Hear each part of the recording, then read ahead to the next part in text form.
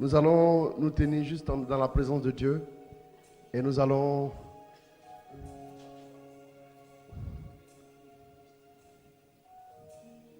rester en sa présence tout simplement.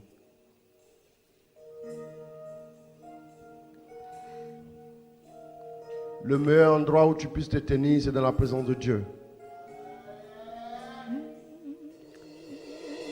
L'endroit le plus sûr pour toi au monde, c'est la présence de Dieu. Alors, quand il faut aller dans la présence de Dieu, ouvre ton cœur. Ouvre ton cœur. Je sais que et vas-y tu rencontrer es ton là, Seigneur. Saint-Esprit, je sais que tu es là. Je sais que tu es là. Mon âme veut t'adorer.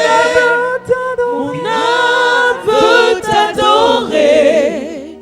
Mon âme veut t'adorer. Car je sais que tu es là.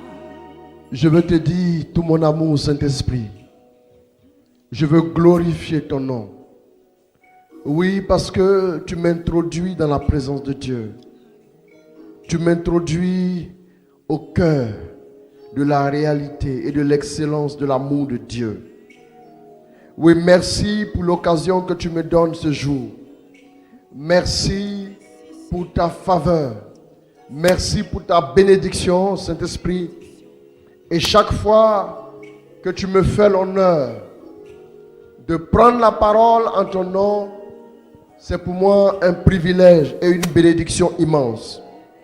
Saint-Esprit, je veux t'honorer, te glorifier. Je veux te célébrer avant et après ce message. Sois honoré et sois glorifié. Oui, en vérité, ce n'est pas moi que tes enfants désirent écouter, mais toi. Oui, moi je parlerai. Oui, mais qu'ils t'écoutent, Seigneur, toi. Oui, que ta faveur soit révélée tout simplement. Oui, que le cœur soit saisi par le message que tu donneras ce soir à tes enfants. Je veux honorer ton nom, je veux te glorifier, Saint-Esprit. Et je veux te dire toute ma reconnaissance ce soir. Je sais qu'en toute chose, toi seul es fidèle. Je veux te recommander ta servante qui devait se tenir ici ce soir. Je veux prier que tu la restaures, que tu la renouvelles et que tu lui donnes la force afin de faire ton œuvre comme tu le veux, notre Dieu. Que l'honneur et la gloire te soient donnés, Saint-Esprit. Oh, alléluia, alléluia. Est-ce que tu veux acclamer fortement le Saint-Esprit? Est-ce que tu veux acclamer le Saint-Esprit? Oh, alléluia. Acclame fortement le Saint-Esprit. Gloire à Dieu. Gloire à Dieu. Gloire à Dieu. Dis à ton frère, il y a quelque chose pour moi ce soir. Amen. Amen. Non, acclame Dieu encore. Acclame Dieu.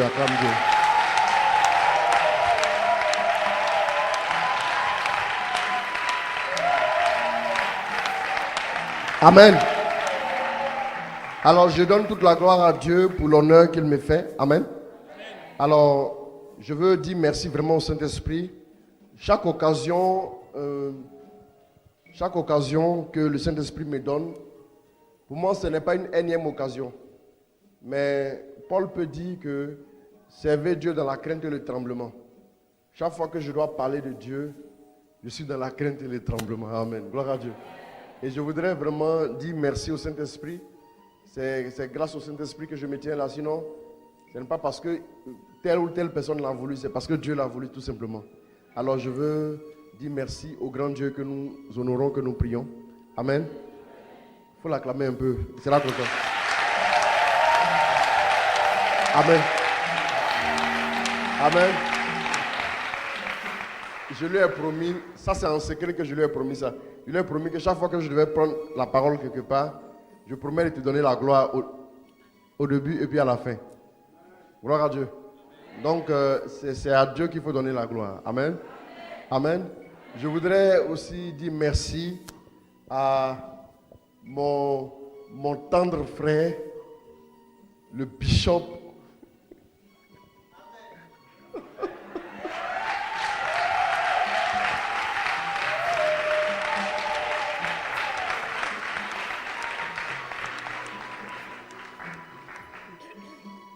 toute cette province-là, c'est lui le bishop. Amen. Gloire à Dieu. Alors, vraiment, je voudrais dire merci à ce frère, pour moi, qui est vraiment cher à mon cœur, parce qu'il a un grand cœur, franchement. Amen.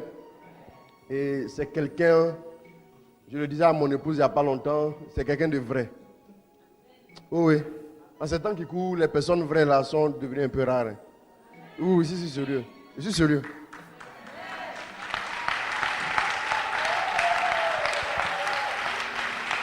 Vous savez, j'ai écouté un jeune homme de Dieu qui a plus de 45 ans dans le ministère. Il a dit, si vous aimez Dieu, vous avez une très grande destinée. Mais si vous aimez les hommes, vous aurez forcément un grand ministère. Gloire à Dieu. Et j'ai compris que cet homme de Dieu-là, pour la Côte d'Ivoire, c'est une bénédiction. Non, je suis sérieux. Amen. Amen. Amen. Vraiment, il est une bénédiction pour la Côte d'Ivoire. Sa passion pour Dieu, et puis sa considération de l'homme, son amour pour ses frères, son amour pour ses fils et autres. Franchement dit, c'est un grand homme de Dieu. Amen. Je voudrais qu'on puisse vraiment bénir le Seigneur, honorer Dieu pour la vie de cet homme. Le frère Joseph Christ David Asseyi, on va glorifier Dieu pour lui.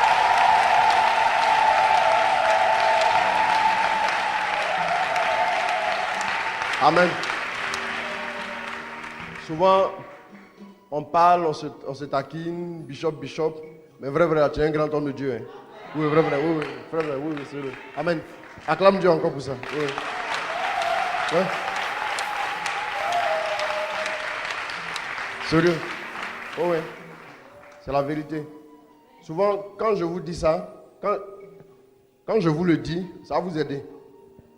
Souvent, tu peux avoir du diamant dans ta main jusqu'à ce que quelqu'un te dise que c'est un diamant. Oui, c'est la vérité. Parce qu'en fait, non, attendez, laissez-moi vous parler un peu et puis on va commencer le message. Excusez-moi, hein. Restez debout, nous sommes dans le prophétique, restons debout. Une attitude, amen. Gloire à Dieu. Vous savez, si vous vous mettez à jeûner, à prier, pour demander à Dieu le réveil spirituel, il va susciter des hommes. Est-ce que vous voyez un peu? Les gens ont demandé le réveil. Maintenant, quand les instruments de réveil sont arrivés, ils ont chassé les instruments de réveil et puis ils ont continué de demander le réveil à Dieu. Est-ce que vous vous rendez compte que quand Moïse est allé en Égypte, là, il est arrivé en Égypte pour essayer de délivrer le peuple 390 ans. C'est-à-dire après 390 ans de captivité. Vous me suivez, hein? Mais c'est quand les gens lui ont dit, toi là qui t'as établi sur nous. Il est parti pour aller se former encore. Il est revenu 430 ans. Dieu avait dit combien d'années? Dieu avait dit 400 ans. Donc pour commencer le travail, Dieu est arrivé à l'heure. Mais finalement, ce qui était prévu pour commencer à l'heure a commencé en retard parce que les hommes n'ont pas reconnu l'instrument que Dieu leur avait envoyé. Je vais vous dire une chose. Laissez-moi vous le dire parce que je me sens saisi par l'onction. Excuse-moi, hein. Il faut m'excuser, homme de Dieu. Dieu me saisit de le dire. Moi, je dis que c'est une erreur aujourd'hui qu'un homme de Dieu soit avec nous. Attendez, ça c'est un homme riche que vous voyez. Hein? Ça veut dire qu'il est tellement riche spirituellement. Si on devait quantifier ça en termes matériels, là, regardez bien tous les riches. C'est petit. Quand il y a un homme riche quelque part, les gens viennent autour. Ah, ça peut avoir 10 000, ça peut avoir quelque chose, ça tourne autour de lui. Il y a des gens qui viennent auprès des hommes de Dieu tout simplement parce que ta vie leur apporte quelque chose. Le jour où il a l'impression que ta vie ne lui apporte rien, là, il s'en va. Parce que lui, il n'a rien à donner. Un homme de Dieu, c'est comme un fleuve. Il ne dit jamais rien. Les gens viennent puiser. Les gens viennent même verser les ordures dedans. On te critique. Ce qu'on ne dira pas pour les autres, là, ils vont le dire pour toi. Ils vont t'attaquer. Ils vont t'agresser. Il y a certaines personnes pour qui tu as tout fait. Quand tu vas entendre ce qu'elles diront sur ton compte, si tu ne fais pas attention, tu vas démissionner de l'œuvre de Dieu. Non, je vous dis la vérité. Hein. Voilà pourquoi quand vous avez un homme de Dieu avec vous, demandez à Dieu la grâce de l'anticipation. avant qu'il ne pense à quelque chose, pour qu'il y soit une inquiétude pour lui, demandez la grâce à Dieu, que Dieu vous inspire pour que vous puissiez résoudre ça. Parce que imaginez-vous, si l'homme de Dieu n'est pas dans les conditions intérieures, on va parler de ça tout de suite, pour prêcher la parole de Dieu, il ferme le robinet par lequel Dieu passe pour verser de l'eau sur vous. Imaginez-vous mourir de soif. Bien aimé, ce que vous avez ici, là, je disais à quelqu'un, allez en Europe. Les gens ont la famine spirituellement parlant. Ils souffrent. Quand on entend une petite prière ici, ça court pour partir. Pourquoi? Parce qu'on n'en trouve pas. Ici, là, si tu veux délivrance, il y en a. Tu veux prospérité, on va te prêcher. Tu veux onction, on va te prêcher. Tu veux élévation, on va te prêcher. Au point que les gens négligent les instruments que Dieu a utilisés. Quand Dieu passe par un instrument pour te faire du bien, il faut passer par le même instrument pour l'honorer. Gloire à Dieu, c'est comme ça. Si tu ne le fais pas, tu déroutes les choses. Dieu ne va pas se glorifier dans ta vie. Vous avez un trésor. Vous avez une bénédiction au milieu de vous. Vous avez un homme de Dieu. Amen. Attendez. Si vous voulez n'acclamez pas, c'est votre problème. Je dis, moi quand je prie, Dieu me parle bien de lui. Vous là, votre avis là. Non, attendez, votre avis là. Je dis à quelqu'un, c'est pas quand toi tu as dit ici diable que Dieu va me faire diable. Non, attendez, c'est la vérité. Je vous dis la vérité. C'est un grand homme que vous avez. Si vous voulez, on prend le pari. Regardez les années qui vont venir, vous allez voir. Non, en fait, ce qui est sur ma vie là, c'est quelque chose de prophétique. Dieu me fait voir. Il y a des hommes de Dieu qui sont très célèbres aujourd'hui, pour qui j'avais reçu, et je leur ai dit, regarde ce qui va arriver. C'est arrivé textuellement. Demandez à certains même qui viennent ici. C'est un grand homme qui est là. Hein. Regardez bien, si vous ne voyez pas, c'est quand les gens sont venus de loin, des États-Unis, de la France pour venir l'écouter là, ça vous fait mal. Et puis c'est bien. Le royaume des cieux sera enlevé, sera donné à une autre nation qui en rendra les fruits. Il faut dire, je refuse ça sur ma vie. Gloire à Dieu. Acclame maintenant le Seigneur. Amen. En fait, vous savez, faut pas. Non, il n'y a pas d'inquiétude. Il faut savoir que si le temps matériel est là, même si tu m'appelles à 18h pour que je prêche à 18h30, je vais venir prêcher. Oui. Il y a des personnes qui sont il y a des personnes que Dieu vous donne. Il y a des personnes que Dieu vous donne. Il dit ça sont les hommes d'alliance. Pour les hommes d'alliance là, on casse tout ce qui est principe, tout ce qui est affaire de programme. On est prêt à chambouler ça pour les hommes d'alliance. C'est comme ça. Donc quand tu sais ça, quand une personne que Dieu t'envoie comme une personne d'alliance a besoin de toi là, non, il n'y a rien. Il n'y a pas de problème. Même si c'est 18h30 pour prêcher à 19h, il est venu.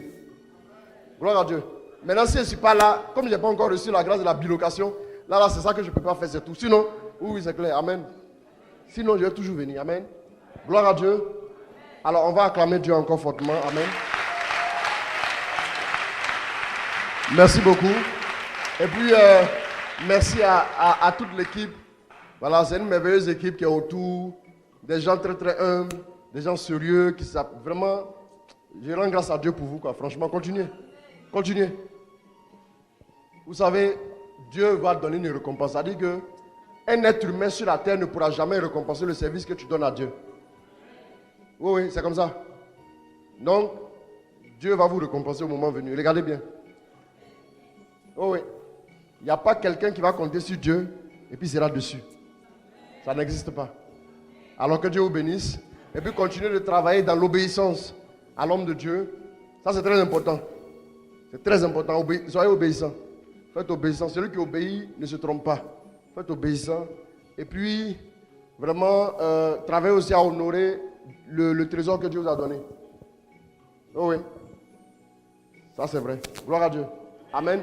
Tu vas t'asseoir. Mais avant de t'asseoir, acclame Dieu. Acclame ton Dieu. Amen. Amen, amen, amen, amen. Amen. Amen. Alléluia. Alors, nous rendons grâce à Dieu. Amen. Et nous parlons de le combat spirituel intérieur. Amen. Gloire à Dieu. Alors, nous allons prendre un test des Écritures. Amen. Nous allons parcourir quand même un peu les Écritures pour vous aider à comprendre certaines choses. Amen. Nous travaillons ce soir, non pas dans la dimension de la prédication, mais nous allons un peu travailler dans l'enseignement. Amen. Pour aider chacun de vous. Parce que nous allons commencer cette semaine même le temps de carême. Et si le temps de carême passe, que tu ne vois pas des choses changer dans ta vie, non, attends, c'est qu'il y a quelque chose qui ne va pas. Gloire à Dieu. Écoute, je voudrais que tu ouvres véritablement ton cœur et que tu dises à Dieu que ce moment que je suis en train de vivre là, je veux le saisir à fond afin de voir ma vie changer dans tous les compartiments. Gloire à Dieu. Amen. Alors nous allons prendre nos Bibles en Luc 4. Luc 4, l'évangile selon Saint Luc, chapitre 4, du verset 1 au verset 13. Amen. Il a dit, Jésus rempli d'Esprit Saint revient du Jourdain et il était dans le désert, conduit par l'Esprit. Pendant 40 jours, et il était tenté par le diable. Il ne mangea rien durant ces jours-là. Et lorsque ce temps fut écoulé, il eut faim. Alors, le diable lui dit, si tu es le Fils de Dieu, ordonne à cette pierre de devenir du pain. Jésus lui répondit, il est écrit, ce n'est pas seulement de pain que l'homme vivra. Le diable le conduisit plus haut, lui fit voir en un instant tous les royaumes de la terre et lui dit, je te donnerai tout ce pouvoir avec la gloire de ces royaumes, parce que c'est à moi qu'il a été remis et que je le donne à qui je veux. Toi donc, si tu m'adores, tu l'auras tout entier. Jésus lui répondit, il est écrit, tu adoreras le Seigneur ton Dieu et c'est à lui seul que tu rendras un culte. Le diable le conduisit alors à Jérusalem. Il le plaça sur le faîte du temple et lui dit, si tu es fils de Dieu, jette-toi d'ici en bas, car il est écrit, il donnera pour toi ordre à ses anges de te garder. Et encore, ils te porteront sur les mains pour t'éviter de heurter du pied quelques pierres. Jésus lui répondit, il est dit, tu ne mettras pas à l'épreuve le Seigneur ton Dieu. Ayant alors épuisé toute tentation possible, le diable s'écarta de lui jusqu'au moment fixé. Parole du Seigneur notre Dieu. Amen. Alors, ce soir, nous parlons du combat spirituel intérieur. Comprenez ceci d'entrée de jeu. Notre foi a deux dimensions essentielles. La parole de Dieu nous dit que si tu confesses de ta bouche que Jésus est Seigneur, et si tu crois dans ton cœur que Dieu l'a ressuscité des morts, alors tu seras sauvé. Ce qui veut dire que, certes, il y a la dimension, oui, de la confession, la dimension extérieure, la dimension de la profession de foi. Puisque la Bible même dit, restons fermes par rapport à notre profession de foi. Amen. Mais la profession de foi que nous pouvons faire doit s'appuyer sur quelque chose. Elle doit s'appuyer sur une réalité intérieure. Elle doit s'appuyer sur une conviction. Elle doit s'appuyer sur une base principale. Alors je voudrais vous dire une chose. Le plus important dans la vie chrétienne, c'est la deuxième dimension, oui, la dimension intérieure, la dimension du cœur, la dimension selon laquelle Dieu va toujours glorifier son nom dans notre vie, parce que le cœur, le lieu, c'est le lieu de notre rencontre avec Dieu, c'est le lieu où nous pouvons rencontrer Dieu dans l'intimité et le connaître. Bien-aimés, vous devez savoir une chose. Jésus va au désert. Jésus s'en va au désert, non pas comme Dieu. Il s'en va au désert comme un homme qui cherche la face de Dieu. Il va au désert comme un homme qui est rempli du Saint-Esprit, comme un homme qui reçoit le baptême, et pour qui Dieu dit, celui-ci est mon fils. Dès l'instant où tu es identifié comme fils de Dieu, dès l'instant où tu es présenté comme tel, tu vas te retrouver un jour dans une situation comme celle que Jésus est en train de vivre en ce moment, où tu seras aux prises à des crises intérieures. Le combat spirituel intérieur, c'est la réalité. C'est la réalité de ce que nous vivons au fond de nous. C'est la réalité des conflits que nous rencontrons souvent. Parce que le cœur, c'est le lieu où Dieu établit sa base dans la vie de quelqu'un. C'est le lieu le plus important pour un être humain. Voilà pourquoi Proverbe 4, verset 23 dira que garde ton cœur plus que toute autre chose, parce que de lui provient les sources de la vie. Donc vous comprenez que le lieu qui est le plus important pour Dieu dans la vie de quelqu'un, ce n'est pas ce qui est extérieur, mais c'est ton cœur, c'est l'intérieur.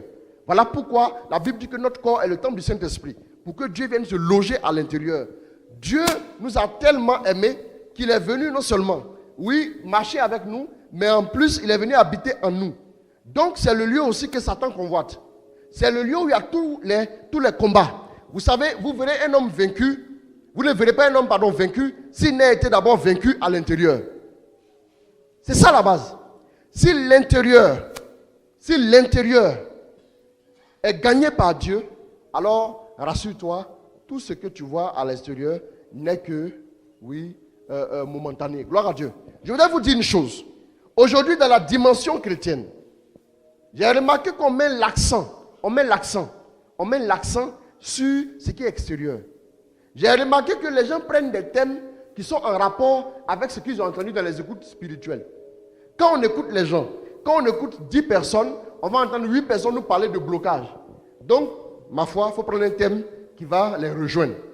Sinon, si on regarde bien, quelqu'un peut avoir un besoin sur l'instant, mais ce dont il a besoin, ce n'est pas nécessaire pour lui. Est-ce que vous comprenez? Ce dont il a besoin, ce n'est pas nécessaire.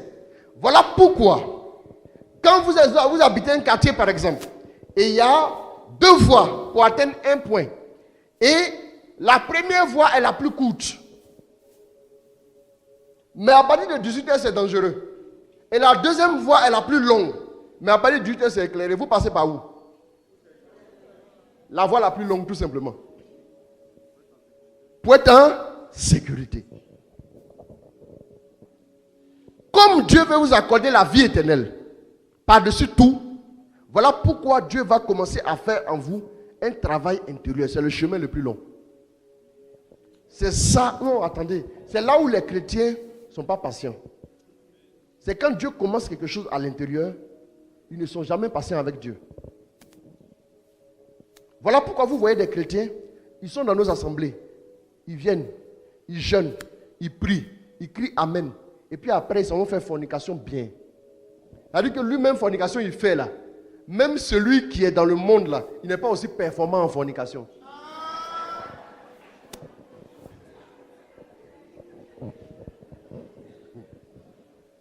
C'est-à-dire, c'est un gars à 2 visages.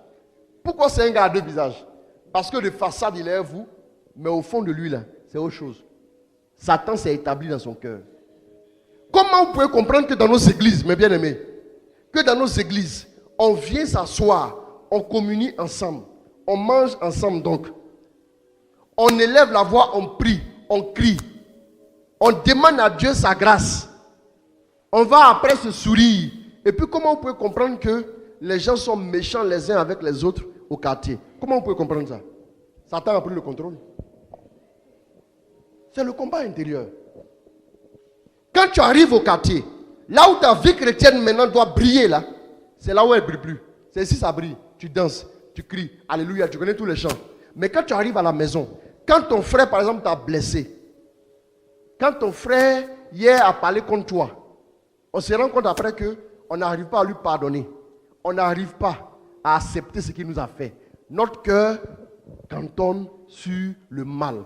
Notre cœur est établi, pourquoi? Pour se venger. Notre cœur ne veut pas pardonner ce qu'il nous a fait. Pourquoi? Tout simplement parce que le travail n'a pas été fait à la base. Gloire à Dieu. Laissez-moi vous parler. Ça, c'est l'introduction. Laissez-moi vous parler. La première chose que vous devez retenir, c'est que la vie intérieure est l'aspect la plus important dans la foi chrétienne. Notez ça. C'est la vie intérieure qui est importante.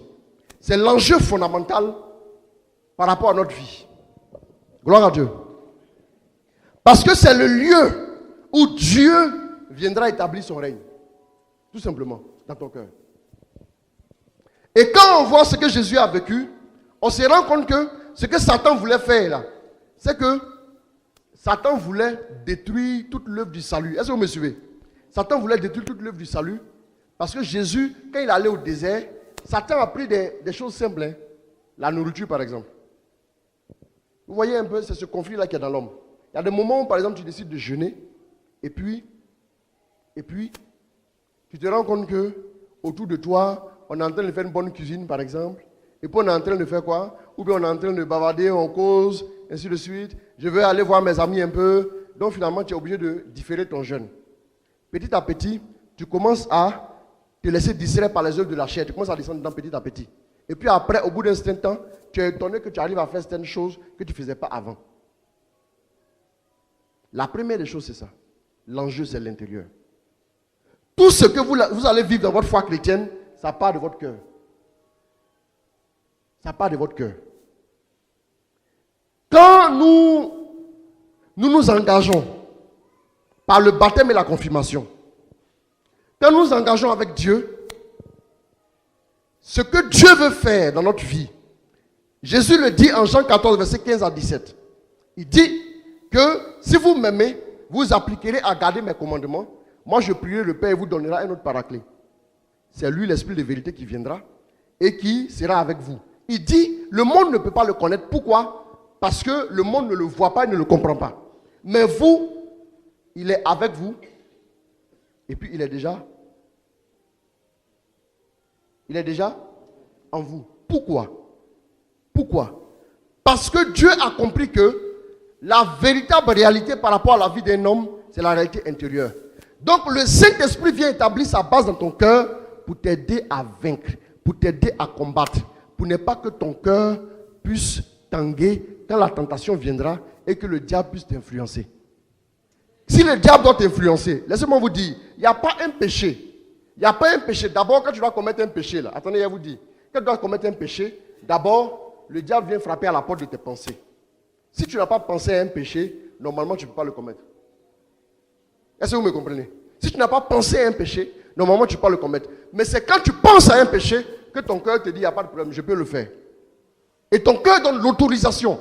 Et quand ton cœur autorise, à partir de ce moment, quand ton cœur est gagné, à partir de ce moment, tu peux commencer à descendre dans le péché. On va prendre Matthieu 15. Matthieu 15.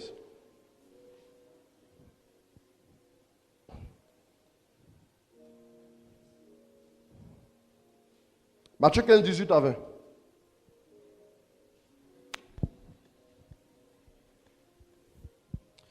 Matthieu 15, 18.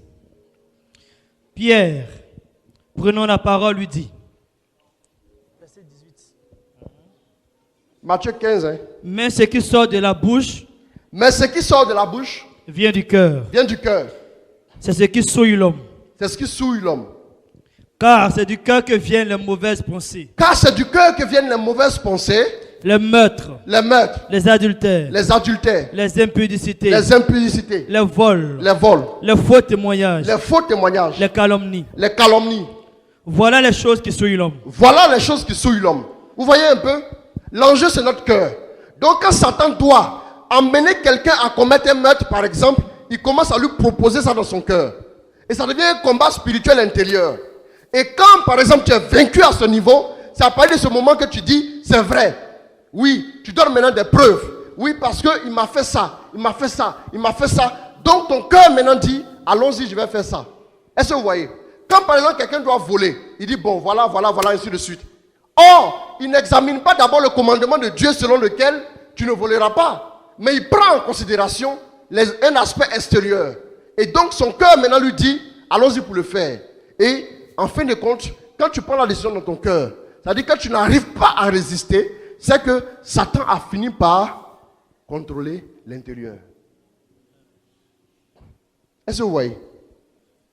Ce que les gens oublient la plupart du temps, c'est que on pense souvent, quand on est en assemblée, on prie au nom de Jésus, on casse, on brise. Mais quand on se retrouve seul là, on est en train de penser à ce qui est mauvais. Quand vous pensez à ce qui est mauvais, et quand l'orgueil, par exemple, est dans ton cœur, le mensonge, la tromperie, la duplicité, la cupidité, quand tout ça c'est au fond de ton cœur, voilà pourquoi quand tu prends une résolution, ça va pour 7 jours, 5 jours, 4 jours. Mais après 4, 5, 6 jours, tu as l'impression que tu n'as plus de force pour résister. Pourquoi? Tout simplement parce que ton cœur a été infesté. Ton cœur a été infesté par ce qui est mauvais. Et petit à petit, tu commences à tomber doucement dans le péché. Vous voyez, quand le cœur de quelqu'un est déjà séduit, laissez-moi vous dire que ce n'est qu'une question de temps. Il va tout de suite rencontrer le péché. Et puis il va le commettre même avec excellence. Ouais. Gloire à Dieu. Donc c'est dans le cœur que tout part. Donc c'est l'intérieur, c'est là l'enjeu, le combat. Satan va vous insuffler toutes des idées. Mais si vous n'apprenez pas, frères et sœurs, à résister, si vous n'apprenez pas à lui faire face et à rejeter ses offrandes, tout ce qu'il vous propose, vous n'arriverez jamais à bâtir une vie chrétienne sérieuse. Le fondement de votre vie chrétienne, c'est l'intérieur. Et on parle le plus souvent de l'onction du lépreux. Quand tu reçois Dieu dans ta vie, il y a une grâce qu'il te donne pour ton cœur, pour l'intérieur, pour que tu puisses veiller sur ce que tu as reçu, le don de Dieu qui est en toi. Mais quand tu ne l'entretiens pas, quand tu ne travailles pas à solidifier ce que tu as reçu, ce qui est fragile, tu vas voir, il va arriver un temps où ça va s'affaisser, ça va être brisé, et puis petit à petit, la même méchanceté va rentrer en compte. Vous voyez, quand quelqu'un reçoit Jésus nouvellement, en fait, il est né. C'est comme un enfant qui vient de naître. Et quand il vient de naître, on se rend compte qu'il doit maintenant s'adapter. Il doit grandir sous la coupole des parents. Et quand il grandit sous la coupole des parents, au fur et à mesure, il s'affermit. Il devient solide. Et puis maintenant, il peut prendre son autonomie. Voilà pourquoi tes parents sont à 400 km, là tu es ici. Sinon, quand tu étais bébé, tu ne pouvais pas être à 400 km de tes parents. Sinon, tu n'allais pas vivre. Est-ce que vous voyez? Donc, c'est comme ça que, quand vous commencez votre foi chrétienne, il y a beaucoup de choses qui peuvent vous écraser tout de suite. Vous avez besoin d'aller sous la coupole de Dieu. Et ça, je vais vous proposer ça tout à l'heure. Comment faire pour pouvoir vaincre intérieurement. Gloire à Dieu. Mais vous devez saisir et comprendre l'enjeu. On ne s'attarde pas sur ces choses-là. Voilà pourquoi dans nos assemblées, on a vite fait de former des bébés. Les bébés, les gars restent bébés pendant longtemps. Le gars, tu pries pour lui, tu le reçois, tu lui montres comment prier, mais il n'arrive pas à le faire. Pourquoi? Parce qu'il n'a pas appris. Gloire à Dieu. Il n'a pas effectivement appris. Pourquoi? Parce qu'il est venu dans l'assemblée. Pourquoi? Pour autre chose, pour ce qui est matériel. Vous savez, vous n'allez jamais pouvoir mener une vie chrétienne victorieuse, une vie chrétienne soutenue et sérieuse, tant que vous n'apprenez pas ces choses essentielles de base. Tant que vous ne savez pas que vous-même, vous pouvez résister. Et il y a des choses, il y a des voies et moyens pour arriver à vaincre, pour arriver à vaincre les œuvres de l'ennemi, vous n'arriverez jamais à des résultats concrets. Votre vie sera bâtie sur des fondations qui ne sont pas solides. Et quand le moment de la tempête arrivera, vous allez voir que tout va chuter. Gloire à Dieu. La réaction de Jésus va nous aider à comprendre les choses. Jésus, quand Satan vient, Jésus propose quelque chose d'autre. Bien aimé. Jésus va utiliser la parole pour se défendre. Mais avant d'arriver là, je vais vous expliquer un certain nombre de choses. Amen. On va prendre Matthieu 12.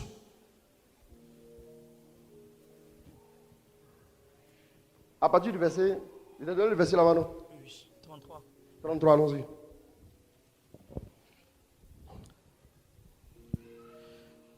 Vous dites que l'arbre est bon et que son fruit est bon. Il faut reprendre.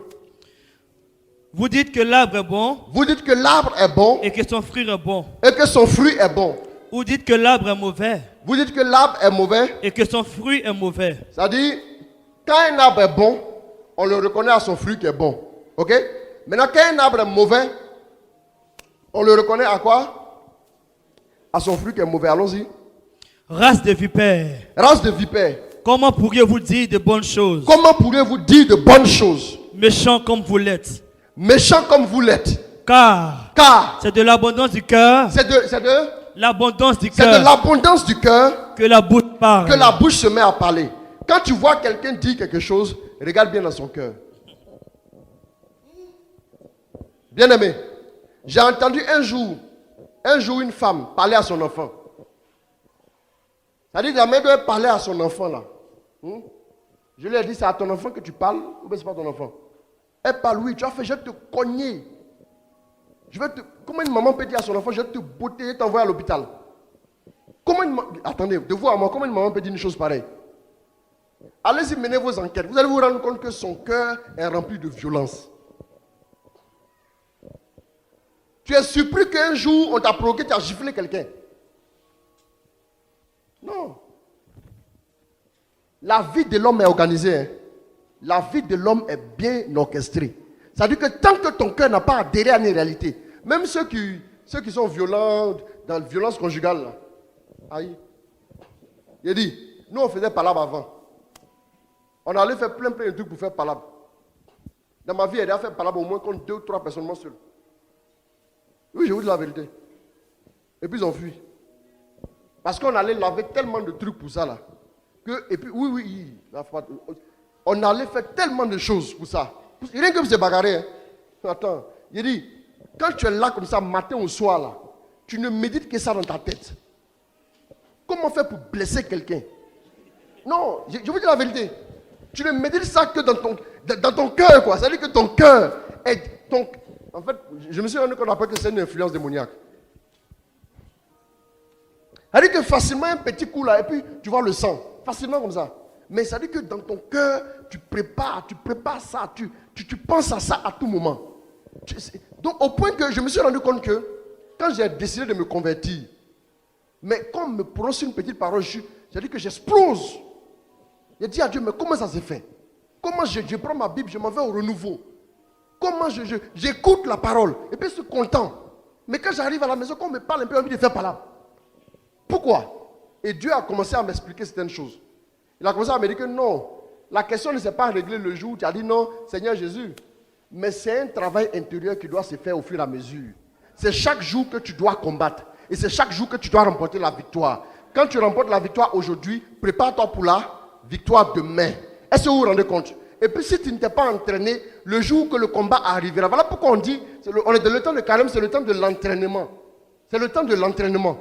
On s'entraîne pourquoi? Parce que quand on s'entraîne, on arrive à résister. Laissez-moi vous dire, la parole de Dieu est présentée comme le glaive. Si tu n'as pas appris à manier le glaive, si on te donne et puis tu te bats contre un samouraï, il va faire quoi? Il va te découper. Imaginez, vous voyez les films où les gens font épée là. Tu peux faire aussi. Non, il faut t'entraîner. Quand tu ne t'entraînes pas, quand tu ne t'appliques pas à garder la parole dans ton cœur, quand tu ne t'appliques pas à offrir à Dieu ton cœur, à le présenter tel qu'il est, en fait, si tu ouvres ton cœur à 2%, Dieu va guérir 2%. Et puis 98% est encore infesté. Le problème de l'homme, c'est quoi? C'est que l'homme a trop de préoccupations. Quand Dieu lui parle de ce qui est important, écoutez-moi bien. Combien de personnes, par exemple, j'ai dit, attendez, quand vous allez prier là, combien de personnes prient pour aimer leurs frères? Dites-moi ici là, combien de personnes prient tous les jours pour aimer leurs frères? Maintenant, combien de personnes prient pour avoir l'argent? Non, si vous ne levez pas la main, c'est que vous êtes des escrocs. Il a dit à Dieu, Seigneur, ils ne veulent pas l'argent. Hein? Est-ce que vous voyez? Non, ce n'est pas sérieux. Tout le monde prie pour avoir l'argent. Tout le monde prie pour avoir travail. Tout le monde prie pour avoir enfant. Même les gens prient pour avoir chaussures, habillement. Les gens prient pour voyager. Mais combien de personnes prient, Seigneur, je vais aimer ma soeur. Je vais aimer mon frère. Je veux être rempli d'amour, déborder d'amour pour mes frères. Gloire à Dieu. Je suis allé voir un homme de Dieu un jour. Moi, c'est mon vieux père. Et pendant qu'il parlait, il me dit vraiment, quand je vois mon frère Mathias Marie, quand je vois mon frère Robert, j'ai envie de le prendre comme ça et puis le mettre sur mon dos et puis courir à lui, tellement je l'aime. Et quand je l'écoutais parler, j'ai compris qu'il était en train de vivre une dimension intérieure qui est très profonde. Vous voyez que ce qui a fait la force des saints dans l'église là, c'est que les saints ont beaucoup travaillé cette dimension intérieure. Mais nous, de nos jours, on travaille sur la dimension charismatique et puis on laisse l'intérieur. Jésus a dit que les pharisiens là, ils sont les tombeaux blanchis. À l'extérieur, c'est beau, ça présente bien, c'est joli. Mais à l'intérieur, c'est la rapine et la pourriture. Bien aimé, combien parmi vous ici sont inquiets de savoir qu'ils sont orgueilleux? Combien de gens parmi vous ici sont inquiets de savoir que le même péché là, ils le commettent chaque fois? Combien de personnes s'inquiètent pour la cupidité qu'ils ont? De toute façon, tu cherches l'argent là. Tu cherchais Dieu quand tu l'as déjà trouvé. Combien de personnes? Bien aimé, on n'a pas compris. Hein? Je vais vous dire une chose. Je dis, si toi, tu n'apprends pas, tu ne travailles pas à jeter de bons fondements dans ta vie par rapport à l'amour de Dieu, l'amour de tes frères, pour résister véritablement à Satan, tu ne peux pas faire long feu avec Dieu. Laissez-moi vous dire, même si tu veux, il faut prêcher. Si tu veux, il faut avoir onction. Si tu n'as pas jeté ces bases-là, après tu vas voir ce qui va se passer. Tu seras étonné. Parce que le combat, tu ne l'as jamais mené. Chaque fois que le combat a voulu être mené, tu as fui. Chaque fois que, oui, je disais à quelqu'un qu'il y a un temps, je vais expliquer ici quelque chose. Ce que j'appelle la nécessité de Gethsémani. Je vais expliquer ça tout à l'heure. Il y a un temps où Dieu va te conduire au désert. Le désert est nécessaire dans la vie d'un chrétien. Non, on n'enseigne pas ça assez dans nos assemblées. Non, je suis désolé. Le désert est nécessaire et même indispensable. Est-ce que vous savez que quand le peuple sortait d'Égypte, il y avait un autre chemin par lequel il pouvait passer autre que le désert? Vous ne savez pas ça? Ah, mais pourquoi Dieu l'a fait passer là-bas? Parce que s'il passe par le désert, il va apprendre certaines choses. Il aura du caractère. Il pourra faire un choix. Quand tu es au désert, c'est le moment du choix. Regardez Jésus ici. Jésus a décidé de choisir Dieu. Et dans toutes ces réponses qu'il a données à Satan, je vois que Dieu transparaît.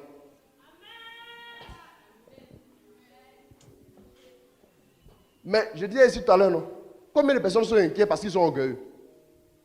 Toi, quand on te parle un peu, tu vas régler le compte de tout le monde. Est-ce que tu sais qui... Même dans nos assemblées, dans nos groupes là même, là, c'est comme ça aussi. Hein? Il y a des gens comme ça. Moi, de toute façon, il m'a... Oui, moi, je ne supporte pas ça.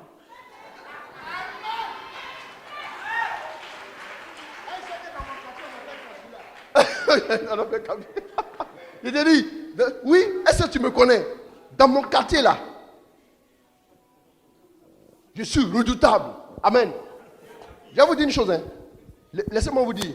En fait, ce qui vous maintient cloué au sol là, c'est parce que votre cœur. Jésus a dit, si vous ne vous convertissez pas pour devenir comme des enfants, vous n'entrerez pas dans le royaume des cieux. Jésus a dit qu'un jour, des gens viendront pour dire qu'on a prêché en ton nom, on a chassé les démons en ton nom. Il dit, même on a fait des miracles. Quand j'ai vu la dimension, même on a fait des miracles là, j'ai failli pleurer. Parce que onction pour faire les miracles là, ça dure avant de venir. Hein. Mais si tu as reçu ça là, et puis on te ferme le ciel. Non, il y a quelque chose qui ne va pas. Il y a quelque chose qui ne va pas. L'onction des miracles. Allez-y. Non, si vous connaissez bien comment l'onction agit, vous allez savoir que Dieu va donner l'onction étape par étape. Quand l'onction des miracles arrive là, tu sais que ça arrive sur ta vie. Mais si cette onction-là est arrivée, ça veut dire que forcément, tu es rentré dans un covenant avec Dieu. Tu es rentré dans une véritable alliance avec Dieu. Mais il se trouve que Jésus dit après que vous tous, allez-y loin de moi, vous tous qui pratiquez quoi? L'iniquité. Bien-aimé, ce qui sauve là, ce n'est pas la puissance qui est sur ta vie. Ce qui va te mener au ciel, ce n'est pas l'onction que tu déploies sur la terre, mais c'est ce qui est dans ton cœur. Comment ton cœur est. C'est ça que Dieu regarde. Bien-aimé, j'ai remarqué que, regardez vos sujets de prière, du 1er au 10e. Regardez bien vos sujets de prière. Et puis regardez votre vie. Pourquoi ça ne change pas? Qui est capable de dire? Dans la dernière fois, j'écoutais un chant où le gars chantait brise-moi, brise-moi, brise-moi, brise-moi. Mais j'ai dit, mais ça c'est beau ça. Aujourd'hui, là, on ne fait plus ce genre de prière là. Au départ, quand on était au renouveau, les gens priaient, Seigneur, oui, donc brise-moi pour que je change. Brise-moi pour que je devienne, je sois modélé comme Jésus. Notre maître là, on l'a frappé, on l'a giflé. Toi, on ne doit pas te gifler. Toi, on n'a pas crié sur toi. Le maître là, on l'a cloué en croix. Est-ce que vous comprenez le paradoxe? Est-ce que vous comprenez? Ça veut dire qu'on est de quelle génération? On est de quelle descendance? Au point que ce que notre maître a enduré là, nous, quand on nous parle de ça, on a une aversion pour ça. Voilà pourquoi notre vie est sans consistance. Comment des chrétiens peuvent s'engager dans la politique pour ne faire que le mal? Non, je dis, je suis un prédicateur, je le dis. Les Africains, quand tu parles de politique, ils disent que quand tu prêches et puis tu parles de politique, On se dit oui, tu es politicien. Est-ce qu'on a besoin d'être politicien? Quand on parle de l'argent, là, on est escroc. Quand on parle de politicien, quand on parle de politique, on est politicien. Maintenant, quand on parle de Dieu, on est quoi? On est des sorciers. Gloire à Dieu. C'est parce que les gens ne veulent pas qu'on leur dise la vérité. Sinon, si quelqu'un commençait à travailler sur lui, tu vois, le monde va changer. Hein. Si le monde doit changer, il faut que toi-même te changes. Quand tu te changes, toi, ça fait moins 1. C'est ceux qui doivent changer. Mais quand tu ne prends pas l'engagement, tu n'arrives pas. Bien-aimés, laissez-moi vous proposer quelque chose. Le premier point que j'ai à vous proposer pour vous aider dans ce chemin du combat. Le premier point que j'ai à vous proposer. On va prendre 1 Corinthiens 10, verset 13. Je vais donner des propositions concrètes.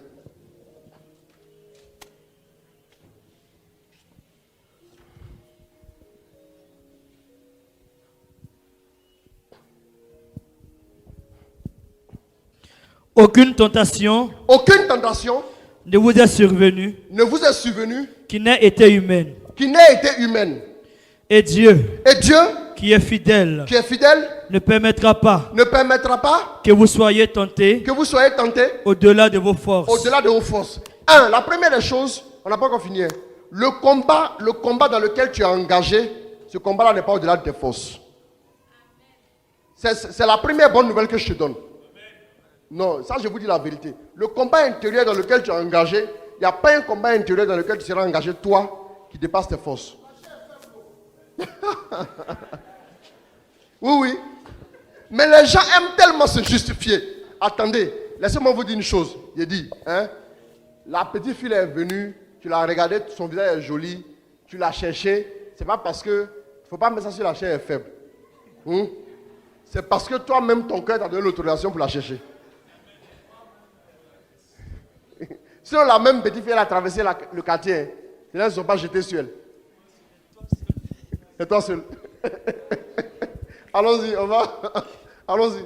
Mais, avec la tentation, il préparera aussi le moyen d'en sortir. Dis Amen. Quand une situation se présente, tu es face à un défi intérieur où le diable est en train de t'oppresser. Il veut te faire tomber dans quelque chose. Sache que, souviens-toi que Dieu a toujours mis à tes côtés la force et les moyens nécessaires pour en sortir, pour ne pas tomber dedans. C'est ça là que les chrétiens doivent comprendre aujourd'hui. Non, homme de Dieu, c'est plus fort que moi. La Bible dit, en Romains 5, verset 20, que là où le péché a abondé, la grâce a... Ça veut dire quoi? S'il y a eu péché 10 kilos, il y a eu la grâce au moins 11 kilos.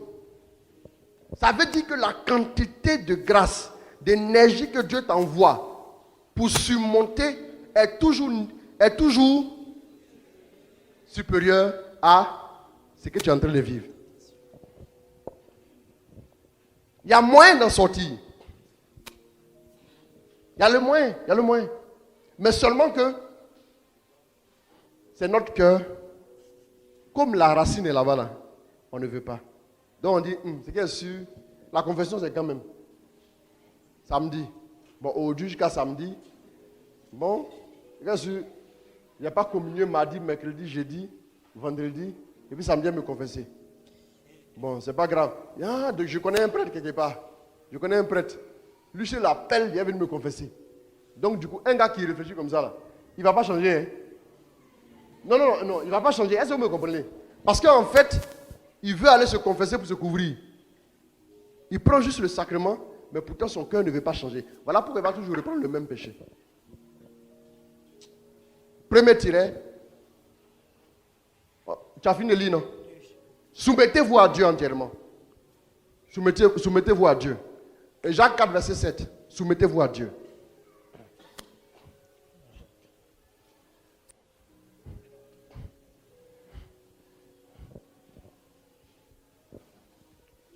Soumettez-vous donc à Dieu. Soumettez donc à Dieu. Résistez au diable. Résistez au diable. Et il fuira loin de vous. Et il fuira loin de vous. Est-ce que vous me suivez? La première chose que vous devez comprendre, c'est qu'il n'y a pas de situation dans laquelle vous puissiez vous trouver qui dépasse vos forces. Ensuite, vous devez apprendre à vous soumettre totalement à Dieu. Se soumettre à Dieu, là, ce n'est pas venir à prier à la l'heure. Se soumettre à Dieu, ce n'est pas faire le chapelet tous les jours. Se soumettre à Dieu, c'est de déposer ton cœur au pied de Dieu et de dire à Dieu, ce que toi tu veux là, c'est ce que je fais. Bien-aimé, c'est là où il y a la plus grande difficulté. La Bible dit résister au diable. La force pour résister à Satan te viendra de ta soumission totale à Dieu.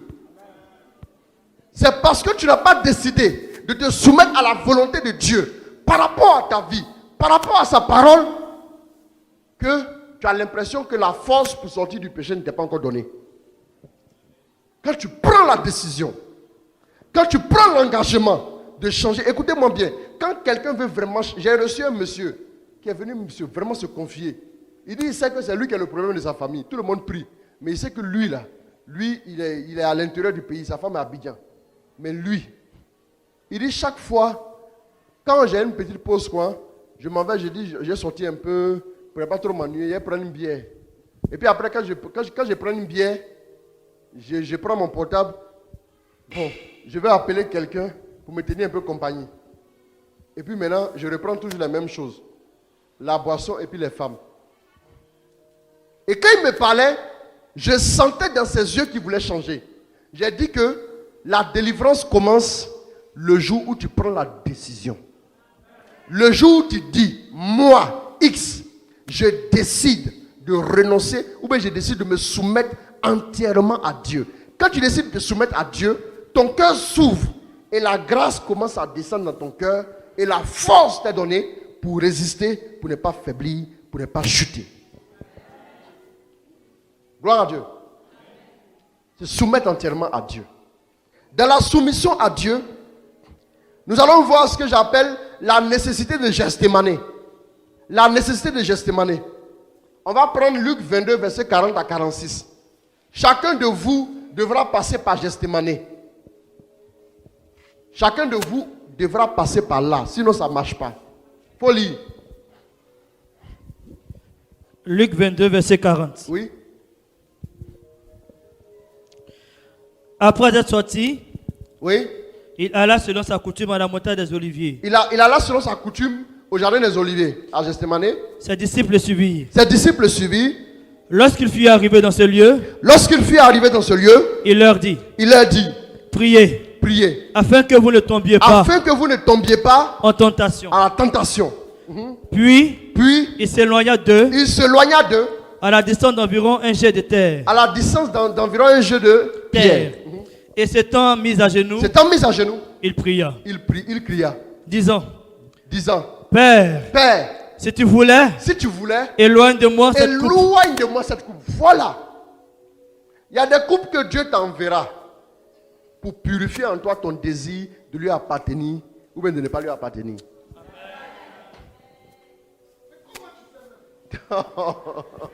Amen.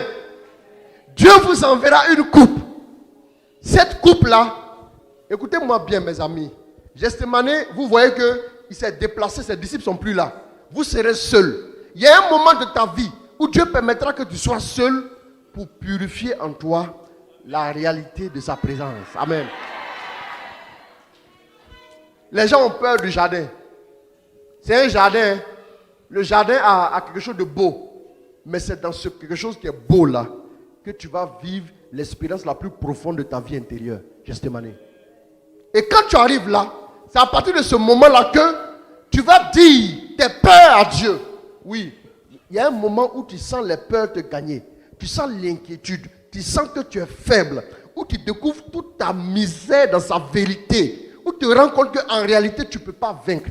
En réalité, si Dieu ne t'aide pas, tu vas échouer lamentablement. Et c'est en ce moment précis-là où tu es désarmé, affaibli, et tu le reconnais devant Dieu.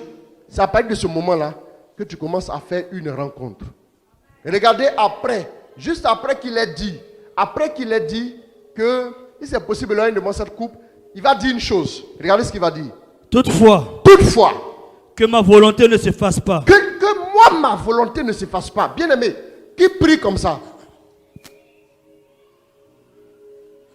Qui arrive à prier comme ça de nos jours?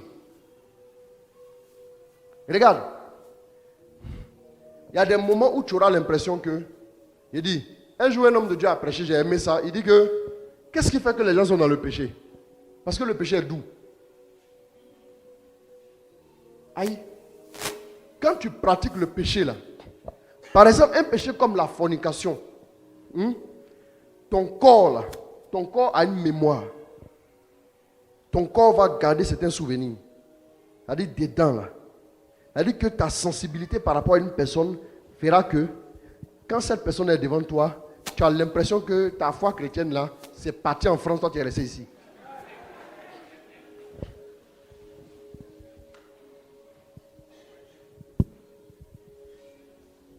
C'est là que Jésus était. Il s'est rendu compte qu'on n'a qu'à dire la vérité. Aller comme ça tout droit. On va t'attraper, te frapper, te crucifier. Ce n'est pas facile. Maintenant, pourquoi on nous fait un zoom dessus? Tout simplement parce que c'est à partir de là que la victoire du genre humain s'est jouée. C'est la petite phrase qu'il a dite. Non pas ma volonté. Il arrive un temps où ta volonté devra mourir si tu veux remporter la victoire dans le combat.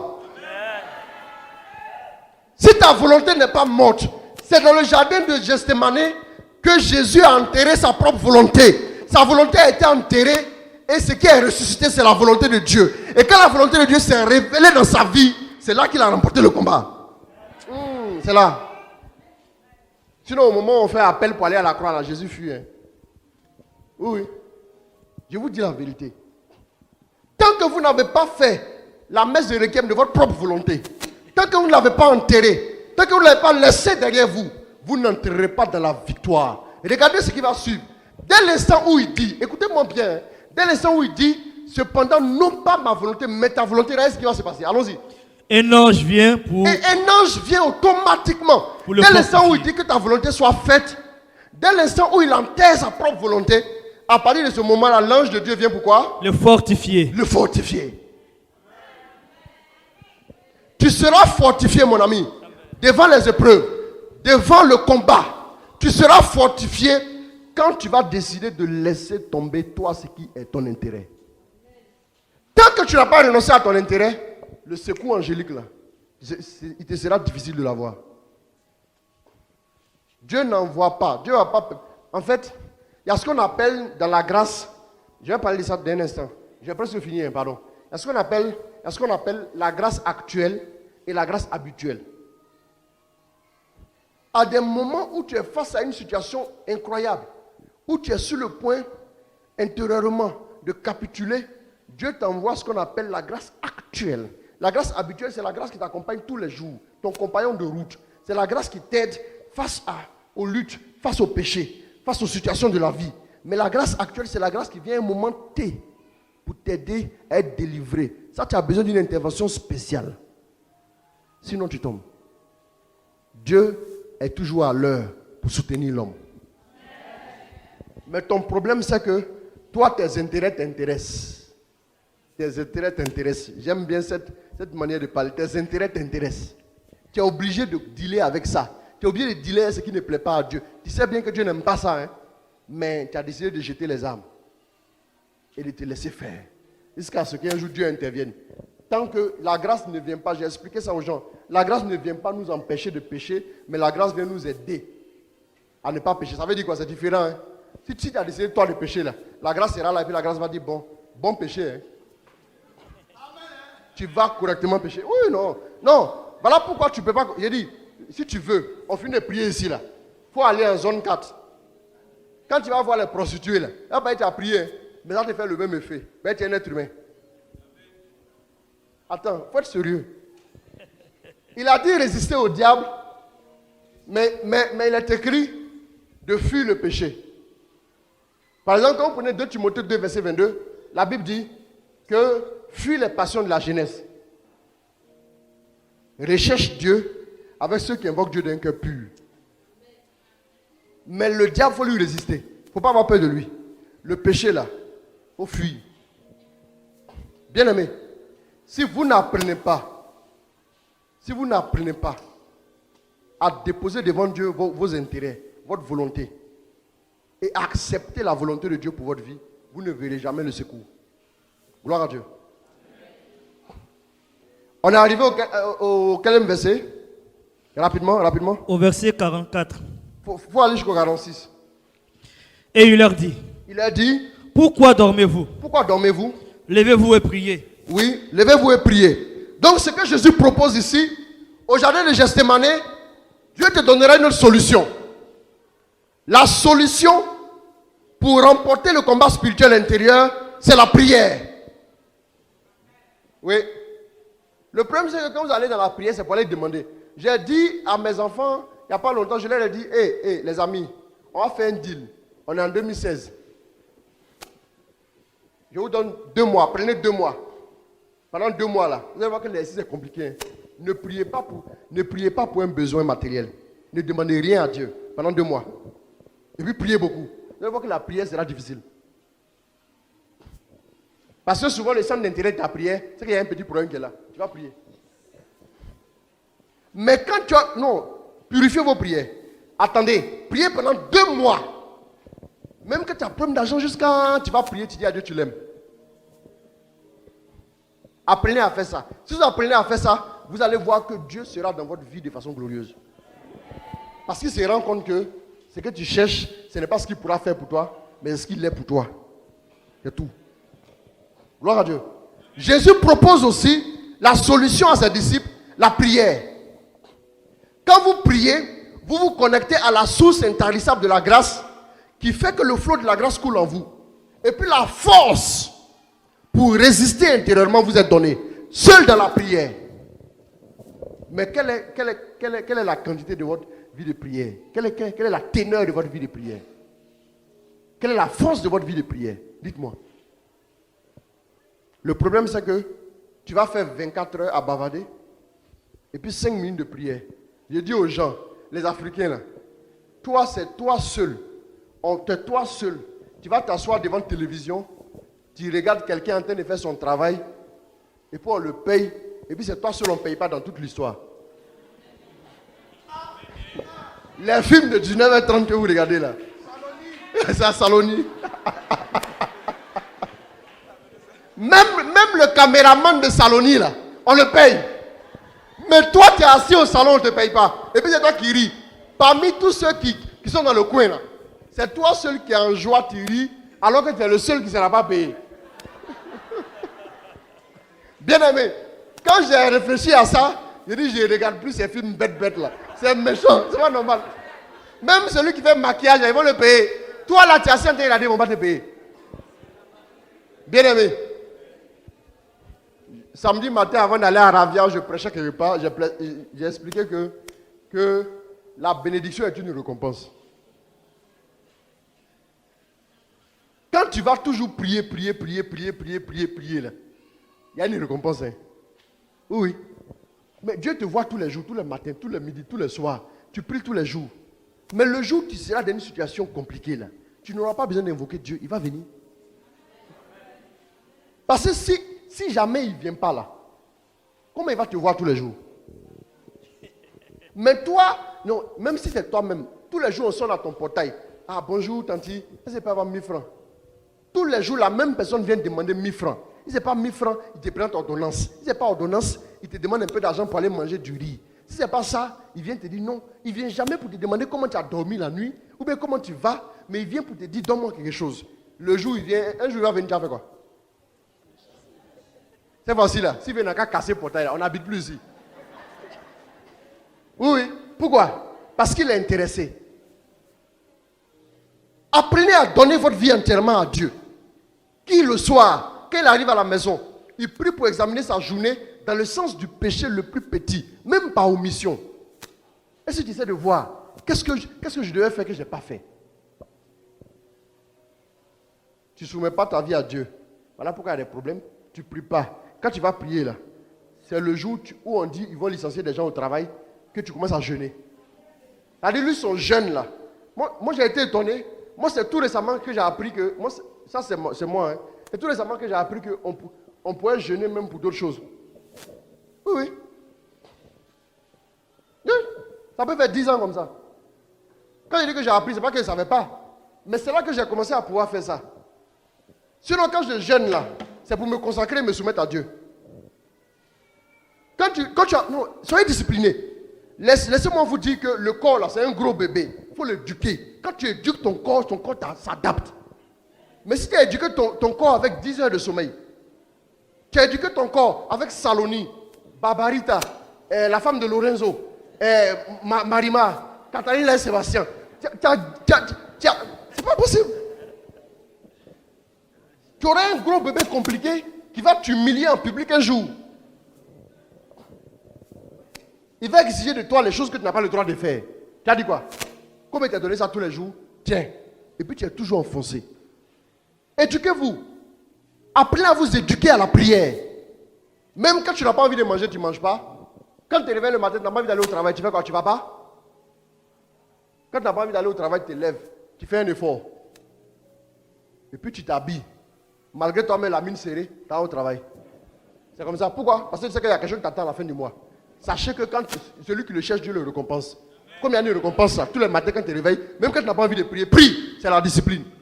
Quand tu es discipliné comme ça, au fur et à mesure, tu vas voir qu'au fond de ton cœur, là, ta relation avec Dieu sera tellement importante pour toi que il arriverait un temps, quelle que soit la proposition que Satan peut te faire, ça va plus t'intéresser. Et puis tu vas apprendre.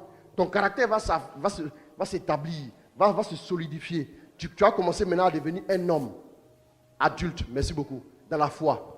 Quelqu'un capable de dire non.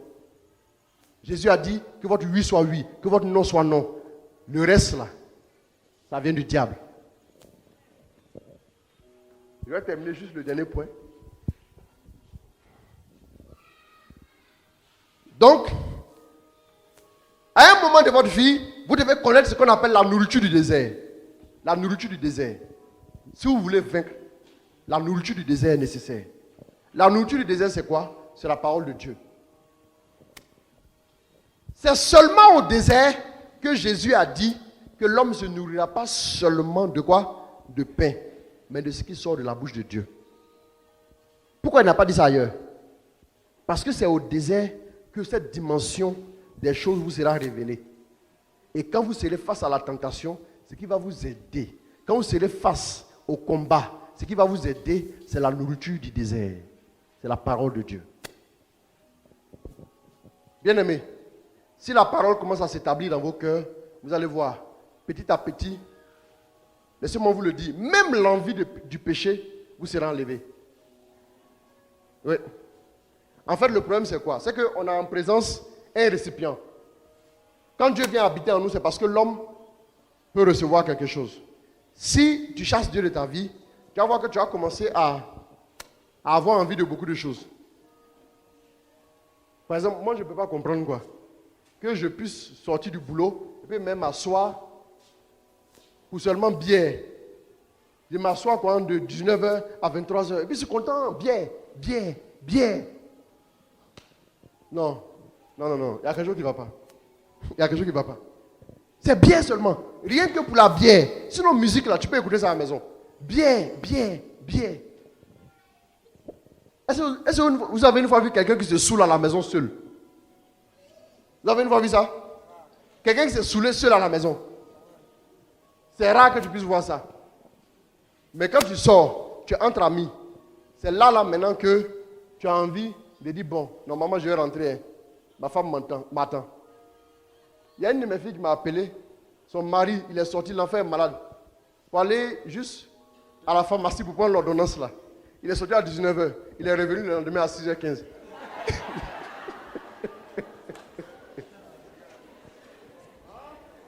Il n'y a pas, hein, c'est la vérité.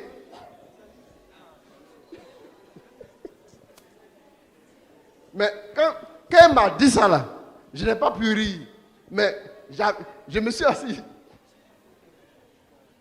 J'ai dit, mais elle dit qu'il est revenu là, il était en train de boire. Pour aller prendre un pot. Généralement, quand quelqu'un s'habille bien, il ne va pas durer. Mais quand quelqu'un s'en va en décontracté pour aller prendre un pot là, il va venir la semaine prochaine. Regardez bien dans les quartiers là. Il va prendre son pot. Moi je connais quelqu'un, qui rentre du travail vendredi soir. Ça, c'est dans le temps. Il rentre du travail vendredi soir. Il rentre à 20h, il dépose ses affaires. Vers 22h, il sort. J'arrive, hein. Et puis, il se met en culotte. Et puis, il porte une petite chaussure fermée. Et puis, il porte un polo. Et puis, il se parfume bien. Il met sa montre. Et puis, il met sa casquette. J'arrive, hein. Quand il sort, quoi, là? Vendredi à 22h, là. C'est dimanche. C'est dimanche à 1h du matin, il vient sonner au portail. Il n'a pas dit samedi nuit, hein. Il dit dimanche, lundi à 1h du matin. Il va rentrer, il va se coucher. Il va se lever à 6h30. Et puis il va aller au travail. Bien aimé, il y a quelque chose qui ne va pas. N'oubliez pas que j'ai dit que le corps est un gros bébé. Ce que vous lui donnez tous les jours, il aura faim de ça. Il aura soif de ça. Vous serez obligé encore de donner. Quand tu as donné 1 kilo de riz, demain tu as donné 2. Amen. La nourriture du désert. Dernier point, comprendre la nécessité de la grâce et son efficacité. Comprendre la nécessité de la grâce et son efficacité.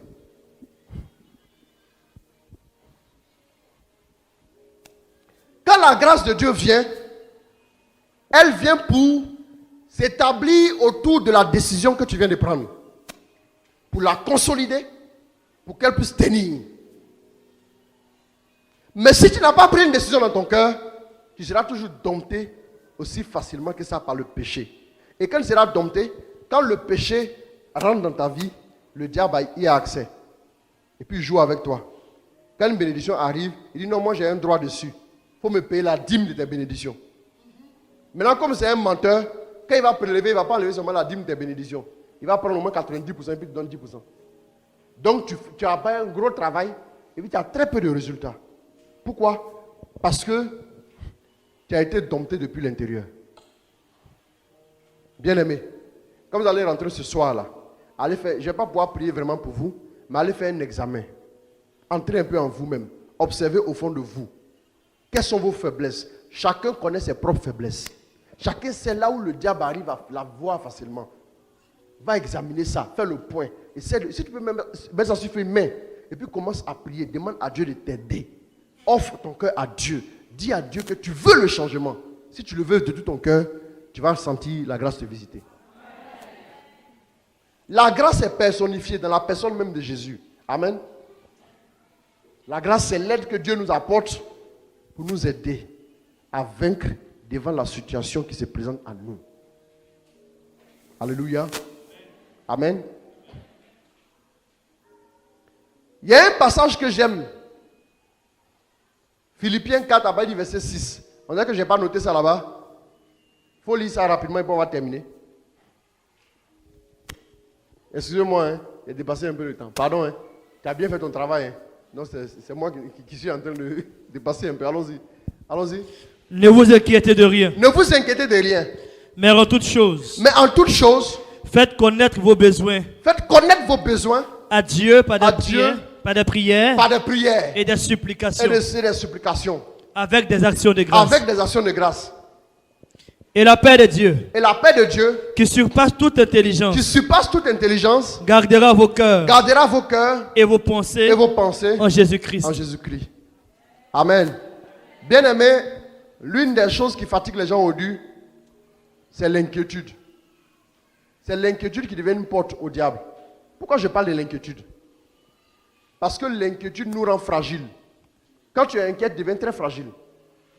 Et puis, les scientifiques disent que les pensées négatives et puis l'inquiétude et l'angoisse absorbent une grande partie de l'énergie. L'énergie positive. Vous me suivez? Si tu passes une journée dans le stress, où tu atteins un résultat dans le stress, après avoir pris tes résultats, tu as faim. Tu as faim, non? Et puis tu te sens faible. Pourquoi? Parce que tu n'as plus assez d'énergie. J'ai remarqué que l'un des problèmes de notre société aujourd'hui, c'est que les gens vivent dans le stress. Voilà pourquoi il y a beaucoup de maladies bizarres. Les gens vivent dans l'inquiétude. Ils sont sous pression quand ils vont au travail. Ils sont sous tension quand ils reviennent du travail. Ils sont dans la dépression quand ils sont à la maison. Ils sont dans la compression quand ils sont au lit. Un gars comme ça, là, quand il se réveille le matin, il devient tellement fragile que finalement, il est ballotté à tout bout de champ. Apprenez à ne plus vous inquiéter. Ne vous inquiétez de rien. Cette phrase-là, Dieu me l'a donnée un jour. Et quand j'ai eu la révélation par rapport à ça, j'ai compris une chose. Bien aimé, que ce soit ce qui se passe là, J'ai toujours un petit sourire qui est là. Il ne faut jamais perdre ton sourire pour quelque chose de terrestre. Il ne faut pas fragiliser ta vie. Ne perds jamais le sourire pour quelque chose de terrestre. Quelle que soit la nouvelle qu'on va te donner, quelles que soient les épreuves qui viendront, arrange-toi à esquisser toujours un sourire. Et quand tu commences à... Ouais, quand tu dois sourire, là, ça exige de ton cœur, c'est une disposition. Hein. Ton cœur sera dans la joie. Il dit, ne vous inquiétez de rien, mais en toutes circonstances, faites connaître vos demandes à Dieu, accompagnées d'actions de grâce. Et la paix de Dieu, qui dépasse tout ce qu'on peut imaginer, gardera vos cœurs et vos pensées en Jésus. Je vais terminer par ça. Pourquoi? Il y a une version de Bible américaine qu'on appelle la version de Moffat. La version de Moffat dit que « Et la paix de Dieu établira une garnison, c'est-à-dire une clôture autour de votre cœur. » Quand tu es dans l'inquiétude, tu n'es plus éligible à l'intervention divine. Ça veut dire que tu n'as pas totalement confiance en Dieu. C'est ça l'inquiétude. Et ton cœur maintenant commence à imaginer beaucoup de scénarios. Et quand il imagine beaucoup de scénarios, il est prêt aussi à recevoir de l'aide. Et quand c'est comme ça, Satan est le premier à arriver. Parce que c'est lui qui est dans le coin. Mais Dieu, comme il est gentleman, il est respectueux, il a besoin que tu l'invoques, que tu lui dises, je veux que tu prennes avant qu'il ne prenne. Voilà pourquoi tu peux donner 2 chambres dans ta maison de 10 pièces à Dieu. Et puis les 8 chambres là, il va regarder, il va toujours passer devant, il ne va jamais rentrer dedans. Je disais à une de mes filles que Dieu est tellement respectueux que quand tu le laisses matin à 8 heures, et puis tu as mis une chaîne de télé, il ne va pas toucher la télécommande. Il va regarder la même chaîne de télé jusqu'au soir. Tu vas venir le trouver. Parce que tu n'as pas mis la télécommande dans sa main là. Il va te regarder. Il va regarder la même chaîne. Même s'il n'aime pas, mais il va regarder. Jusqu'à ce que tu viennes lui dire, mais tu pourrais changer. Il va dire, après il doit changer. C'est comme ça que Dieu agit. Voilà pourquoi de ce genre de choses là. Si vous n'apprenez pas à tout remettre entre les mains de Dieu et à compter sur sa grâce, à compter sur son aide, vous allez toujours être dompté par les situations bizarres de votre vie. Et puis vous aurez l'impression que votre vie chrétienne est la défaite à répétition, une organisation de défaite, de dépression, de plein de choses que vous ne pourrez pas gérer. Bien aimé, on peut résister à l'orgueil. Il y a une loi spirituelle qui veut que celui qui se lève soit abaissé, non? Et la même loi veut que celui qui s'abaisse soit élevé. Donc quand tu arrives quelque part là, toi en ce qui te concerne, fais tout ce qu'il faut pour t'abaisser. Dès que tu commences à t'élever, il y a une loi qui veut que tu seras abaissé bientôt. Examinez ça bien. C'est-à-dire que le Créateur lui-même, il donne l'autorisation que tu sois abaissé. Donc travaillez sur votre cœur. Si vous voulez connaître véritablement l'élévation, si vous voulez connaître la bénédiction, que Dieu vous mette au large, apprenez à vous abaisser. Apprenez à travailler sur votre cœur, l'orgueil. Va prier ce soir, demande à Dieu d'enlever l'orgueil de ton cœur. Quand tu vas prier ce soir, demande à Dieu qu'il te donne un véritable amour pour lui, de sorte à ce qu'il n'y ait plus de place pour autre chose, comme le péché et tout ce qui est convoitise. Bien aimé, l'heure est venue, vous savez, les chrétiens les plus accomplis sont les chrétiens qui ont du caractère. Les chrétiens qui ne sont pas capables de répondre, de défendre leur foi, sont ceux qu'on écrase dans la société. Un homme de Dieu a dit, aujourd'hui être chrétien, ce n'est pas la chose la plus enviable qui soit. Il a raison. Pourquoi? Parce que beaucoup de chrétiens sont écrasés, manipulés, méprisés, déprimés. Ils sont dans le système du monde. Le monde les influence. Tel le monde est capitaliste, tel ils sont capitalistes. Même quand ils viennent prier, ils demandent à Dieu, qu'est-ce que tu me donnes?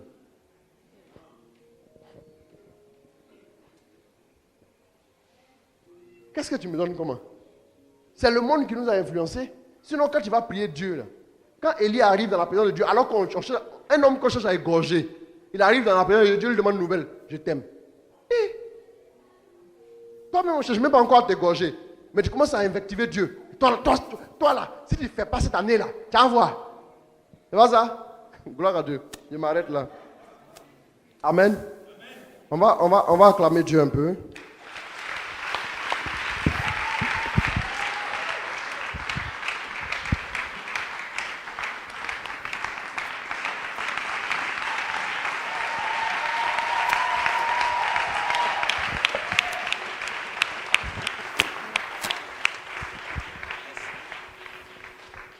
Il y a d'autres aspects que j'avais voulu aborder, mais comme on est un peu pris par le temps, on va s'arrêter là. Tu vas juste dire merci à Dieu et tu vas lui offrir. Nous offrir à Dieu. Nous avons besoin de nous offrir à Dieu. Regarde tes pensées. Tes pensées constituent le premier pas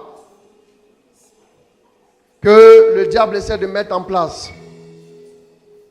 Oui, pour réussir à t'avoir bientôt. Veille sur tes pensées. Veille sur ses pensées, c'est veiller sur son cœur. Prie le Seigneur, prie le Seigneur.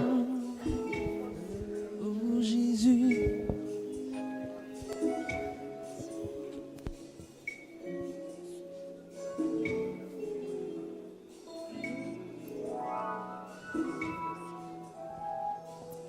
Je veux t'aimer, Jésus. Je veux t'aimer, Jésus. Je veux t'aimer,